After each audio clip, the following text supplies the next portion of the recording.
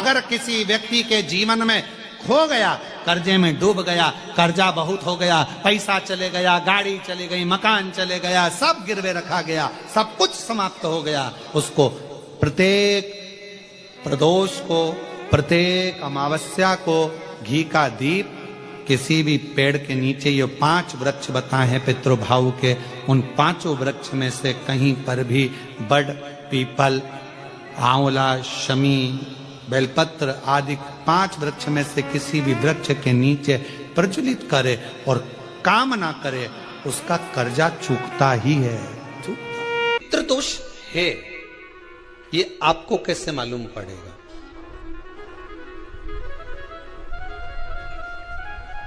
पितृ भूखे हैं, इसका तो वर्णन हमने पहले कर दिया कि रात्रि को जब आप सोने के बाद में 1-1.5 घंटे बाद अगर आपकी नींद खुल जाए, 1 घंटा 1.5 घंटा आप सो लिए, उसके बाद जो नींद खुली तो 1-1.5 घंटे तक अगर आपको नींद नहीं आ रही है, रात्रि को सोने के बाद में 1 घंटे बाद जब उठे तो आपको प्यास लग गई,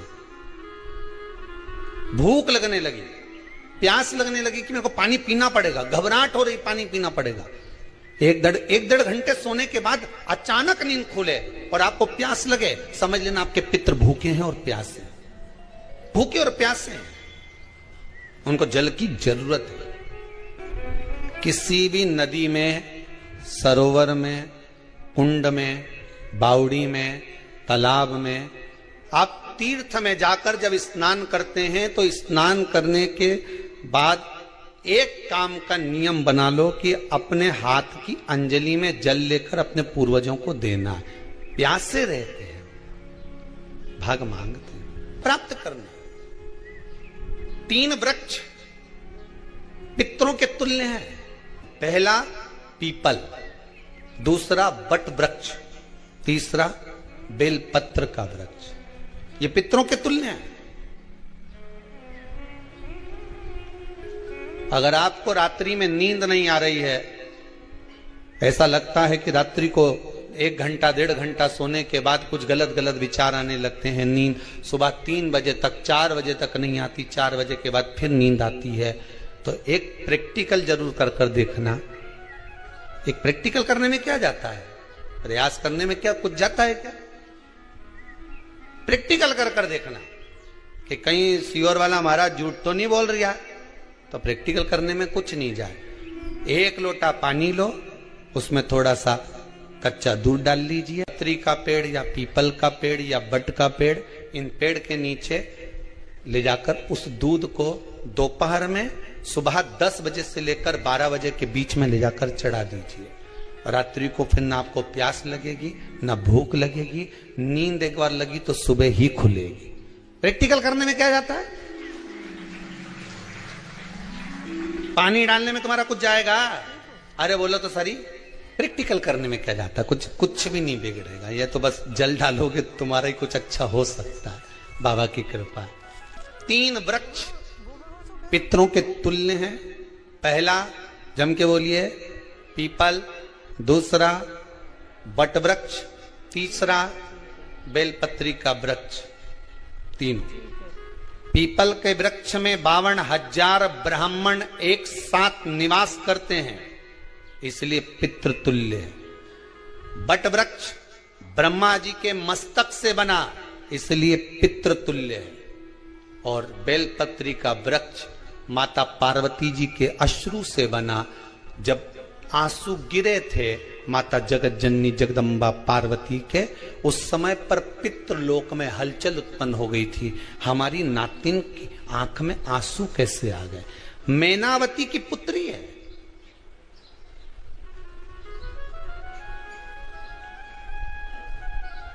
पितरों की नातिन, इसकी अश्रु कैसे गिर गए? पार्वती जी ने कहा ये आंसू नहीं, मेरा पुण्य भाग प्रकट करती हूं बेलपत्री के रूप में। तो पितरों ने वर दिया था कि ये बेलपत्री का वृक्ष हमारा आशीर्वाद है, इसके नीचे अगर कोई दीप लगाता है, शिव को स्पर्श कर चढ़ाता है, उसके पितरों की शांति होगी। हम स्वयं उसको आशीर्वाद देने के लिए पधारेंगे। बेलपत्र का वृक्ष पितृतुल्य। तो रात्रि को अगर भूख लग रही है, प्यास लग रही है, तो पितृदोष। दूसरा पितृदोष का लक्षण बताया, घर में कोई शुभ कार्य ना हो, वंश की वृद्धि ना हो, 1 रुपए कमाओ, 1.25 रुपए खर्च हो रहे हैं, पैसा 10 जगह से कमाई आ रही है पर घर में टिक नहीं पा रही है, आया गया, पितृदोष। जरा सी कटोरी पड़ी है उसके पीछे विवाद चालू हो जाए, पानी ढुल गया उसके पीछे विवाद हो जाए, या छोटी छोटी बात में घर में क्लेश मचा हुआ है, पितृदोष है। समझ लो हमारे पूर्वज हमसे खुश नहीं, प्रसन्न नहीं। सारी दुनिया के लोग तुमसे कह रहे हैं तेरे घर में पितृदोष है, 1 रुपए कमाते हो, 1.25 रुपए खर्च होता था, मानसिक टेंशन बना रहता है। घर में एक व्यक्ति बीमार है, ठीक हुआ, दूसरा बीमार पड़ गया, दूसरा ठीक हुआ, तीसरा बीमार पड़ गया, तीसरा ठीक हुआ, चौथा बीमार पड़ गया। मतलब कहीं ना कहीं पितृ का भाव, पितृदोष का वर्णन। किसी ने कहा तुमसे कि तेरे यहाँ पितृदोष है, तूने ब्राह्मण को भोजन करा दिया, पिंडदान करा दिया, तर्पण करा दिया, तिलांजलि करा दी, गया जी का श्राद्ध कर दिया, हरिद्वार चली गई, वहां पिंडदान करवा दिया, ब्राह्मण भोज करवा दिया, तिथि पर भोजन करवा दिया, सब कुछ करवा के देते। अब एक काम और करके देख, एक काम और करके देख लो। जब तुम घर में भगवान शंकर की आरती, तुम्हारे घर में शंकर जी का शिवलिंग है, भले काय का भी हो, छोटा सा, भले सियोर का कंकर शंकर हो, नर्मदा का कंकर हो, चाहे शंकर पारक के हो, पीतल के हो, स्टील के हो, लकड़ी के हो, जिसके भी हो, लोहे के हो, पाषाण के हो, जिसके भी हो, शंकर का शिवलिंग अगर हमारे घर में है और आप रोज प्रतिदिन भगवान की आरती करते हो, प्रतिदिन, और आपको लग रहा है कि मेरे यहाँ तकलीफ चल रही है, ये ठीक ही नहीं हो रही, लगभग 1.5 महीना आप कम से कम 45 दिन, 1.5 महीने के करीब में ऐसा प्रयास करना कि भगवान की आरती, शंकर भगवान के शिवलिंग की आरती करने के बाद उस दिए को भगवान के सामने मत रखो, उस दिए को उठाकर जहां तुम पानी का मटका रखते हो, हंडा रखते हो, जिससे तुम पानी पीते हो, तुम्हारे रसोई घर में जो पानी का मटका, हंडा, बाल्टी, आरओ का पानी जिस मटके में गिरता है, हंडे में गिरता है, जिसको हमारे यहाँ पितरों का स्थान कहते हैं, उस स्थान पर, उस मटके के पास में, हंडे के पास में, उस बाल्टी के पास में, जहां रसोई घर में पानी रखते हो, उस रसोई घर में पानी जहां रखते हो, उसके पास में उस दिए को भगवान के सामने नहीं रखना। आरती उतारने के बाद उस दिए को ले जाके सीधे परिंडे के पास में, उस हंडे के पास में, मटके के पास में उसको रखो। केवल 1.5 महीना कर देखना। 1.5 महीने के बाद तुम्हें मालूम पड़ेगा कि हम वापिस उन्नति की सीढ़ी पर चढ़ना प्रारंभ करती है, हमें फल मिलना चाहिए। अब तुम्हें ना कहीं जाना है, ना कहीं आना है, ना कोई खर्चा है। खर्चा है क्या? ईमानदारी से बोलो, कोई तुम्हारा लाखों का रुपया लग गया क्या? रोज आरती करते हो रोज आरती। बस आरती का नियम बना लो कि हमको पितृदोष किसी ने बोला है, हमारे घर में अशांति है, पितृदोष है, कोई कह रहा है कि तुम्हारे घर में पितृदोष है, हमने सब कुछ करके देख लिया। अब हमें ये करना है कि महादेव की आरती जब होती है तो उसकी ज्योत का दर्शन करने पर 1000 कपिला गाय के दान का पुण्य मिलता है। तो ये पुण्य हम हमारे पितरों को देते हैं, जिससे उनकी मुक्ति हो जाए और हमें आशीर्वाद प्राप्त। उस दिए को नीचे नहीं रखना, आरती उतारने के बाद आरती पूरी हो जाए तब उस दिए को ले जाकर, जब आप ले जाकर उसको रखें तब उस स्थान पर रखें जहां पितरों का स्थान। अमावस्या के दिन सारे पितृदोष समाप्त हो जाएगा, सारा पितृदोष समाप्त। 7 स्थान शिवलिंग के बताए हैं जहां पर भूल से भी अगर कोई चंदन की उंगलियां लगा देता है। 7 स्थान ऐसे हैं जहां चंदन की मात्र उंगलियां लगा देने से ही शिव पितृलोक के पितरों को मुक्ति प्रदान करके वैकुंठ लोक का निवास दे देते हैं। 7 स्थान।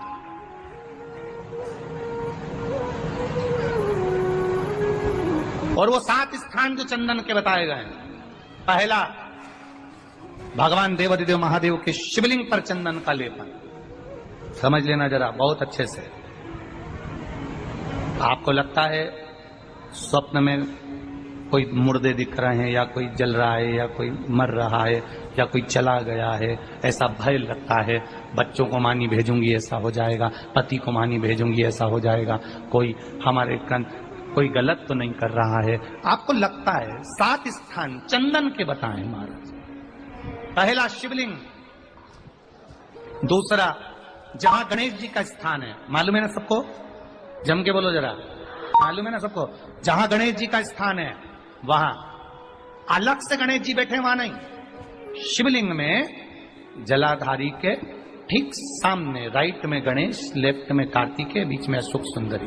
तो पहला चंदन बाबा के शिवलिंग पर, दूसरा गणेश जी पर चंदन की उंगली, तीसरा षडानंद कार्तिकेय पर चंदन की उंगली, चौथा अशोक सुंदरी पर चंदन की उंगली, पांचवा जलाधारी पर चंदन की उंगली, छठा जो शिवलिंग का जल बह रहा है इसके ठीक विपरीत की ओर चंदन की उंगली, और सातवां चंदन नंदी के मस्तक के ऊपर जो 2 सींग लगे रहते हैं उस पर चंदन की उंगली।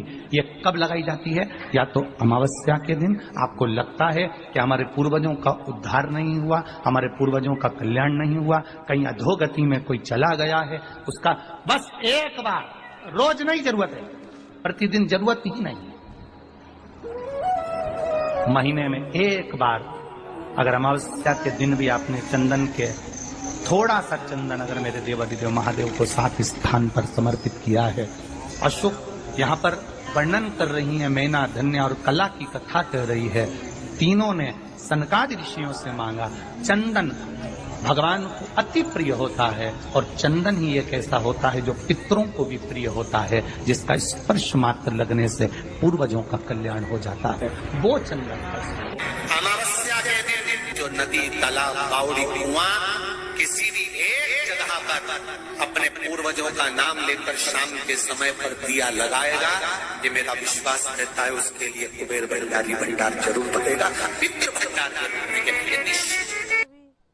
अमावस्या, तुलसी की लकड़ी पानी में घुमाकर, लकड़ी नहीं हो तो माला तो होगी ही, जल में भ्रमण कराकर, जल में घुमाकर, तुलसी की लकड़ी को जल में डालकर स्नान जो करता है, मात्र घुमाना है, लकड़ी डालकर नहीं रखना है, घुमाकर अपने पूजन वाले स्थान पर रखना, या पानी में पहले से घुमा लो, उस पानी को ले जाकर डाल दो। अमावस्या स्नान जो जीव करता है, शिव महापुराण की कथा कहती है, जितनी वर्ष में सोमती पड़ती है, सोमती अमावस्याएं पड़ती हैं, शनिचरी अमावस्याएं पड़ती हैं, सारी अमावस्या का पुण्य उस जीव के खाते में चला जाता है। तो अच्छे से ध्यान रखिएगा, आप ब्राह्मण को भोजन कराएं ना कराएं, आपने धूप छोड़ी ना छोड़ी वो पता नहीं, गाय को रोटी दी ना दी, स्वान को भोजन दिया ना दिया, कौवे को भोजन दिया ना दिया, चलेगा। पर अमावस्या के दिन, उस दिन प्रदोष काल में, प्रदोष के समय पर, शाम के समय पर जाकर किसी भी नदी, तालाब, बावड़ी, कुआं, कहीं ना कहीं जो आपके पास में हो, वहां पर एक घी का दिया, बत्ती का मुंह दक्षिण की ओर कर अवश्य जला कर जाना, सारे पितृ दोष समाप्त हो जाएगा। से निवेदन है, माताओं से निवेदन है, मान लो आपको कोई ब्राह्मण देवता ने कहा कि आपके यहाँ पितृदोष है, तो आपको घबराना नहीं है कि महाराज जी मुझे क्या करना पड़ेगा। पितृदोष है, एक चावल का दाना घर में से लीजिए, हथेली पर रखिए, पानी का जो मटका होता है, हंडा होता है, पानी का जो मटका है, हंडा है, जहां पर रसोई घर में तुम पानी रखते हो, उस हंडे के पास में, मटके के पास में उस चावल के दाने को लेकर जाइए, अपने पितरों का स्मरण कर स्वधा स्वधा स्वधा स्वधा स्वधा 5 बार बोलकर शंकर भगवान के शिवलिंग पर, तुम्हारे घर में शिवलिंग हो तो घर में, और अगर मंदिर में शिवलिंग हो तो मंदिर में, उस चावल के दाने को चढ़ा दीजिए, ऐसा भी पितृदोष होगा, समाप्त हो। पानी का मटका, हंडा, भले तुम्हारे घर में नल से पानी आ रहा हो, आरओ का पानी आ रहा हो, तुमने आरओ लगा रखा हो, और उसके नीचे एक छोटा सा हंडा, मटका, कुछ भी, छोटा सा घड़ा, कुछ भी रखना जरूर चाहिए। रसोई घर में भले इतना बड़ा हंडा रखो, मटका रखो, घड़ा रखो, कलश रखो, पर रखना जरूर चाहिए। क्यों?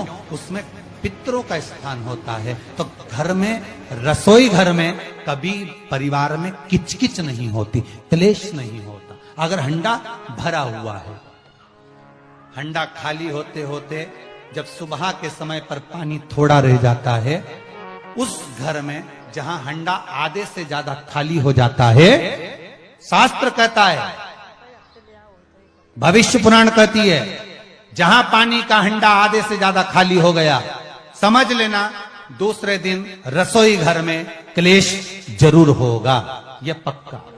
इसलिए हंडे की सीमितता देखी जाती है। मटके को, हंडे को, कलश को आधे से ज्यादा भरकर रखा होना चाहिए, भले आधे तक भरा रहे पर आधे से नीचे नहीं। उस घर में अब माताएं पूछती हैं, पंडित जी हमारे घर में बहुत क्लेश है, हमारी बहू सुनती नहीं, बहू के हमारी सास नहीं सुनती। क्लेश हो कहां से रहा है? जब तुम लड़की पसंद करके आई, उसका पांव देख के आई, 25 बार फोटो देखा, अपनी रकम तोड़वा तोड़वा के बहू को सोने की रकम चढ़वा दी, खुद ने अच्छी साड़ी नहीं पहनी, 10-10 हजार का सूट चढ़ा दिया, चुन्नी बेस, डब्बा दिया तैयार होने का, चप्पल दी नाप की, चूड़ी का नाप मंगवाया, इतना प्रेम, और घर पे आके जगदम्बा हो गई।